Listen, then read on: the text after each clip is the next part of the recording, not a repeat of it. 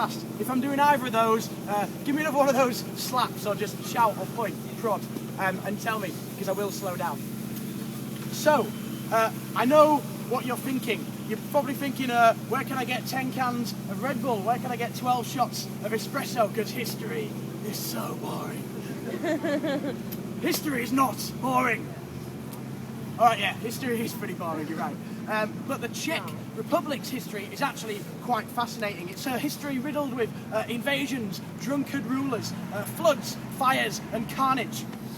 And to start the history, I'd like to take it all the way back to the beginning.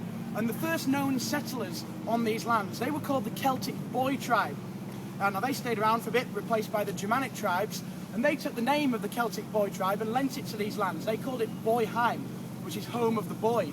Got translated into Latin and came out as Boioheimum. So that's why we call this area of the Czech Republic now Bohemia, taken from that. But the first Czech settlers on this land arrived courtesy of some terrible navigational skills. They didn't have a TomTom GPRS system, but there was three brothers, Brother Lech, Brother Czech and Brother Rus. They went out hunting one day together and got hopelessly lost. Brother Rus ended up landing in Russia, he founded Russia. Brother Lech ended up in Poland, discovered Poland. Brother Czech ended up right here in Bohemia. And they lived happily ever after until Brother Czech's easterly neighbours, the Moravians, who can now be distinguished from Bohemians by the fact that they enjoy wine as opposed to beer. The Moravians rose up and had an empire and invaded these lands. But much like all of us who sip on a bit too much wine, they ended up fading out without doing too much damage. But this is the first of many examples in which Bohemia has been swallowed up by a greater force and spat out, mainly because they're absolutely rubbish at setting up empires themselves. But once upon a time, they did try. There's a castle down the river, called Vyšehrad. Now, there was an empire founded around that castle, and it was founded by a woman called Libuše, who was a mystical clairvoyant princess who'd have dreams to foretell the future. She was much loved by her people, but one day, a people came up to her and said, Libuše, we do love you, but there's strong barbarians and savages trying to invade us all the time. We need a man to protect us against this. And you're a little bit weird.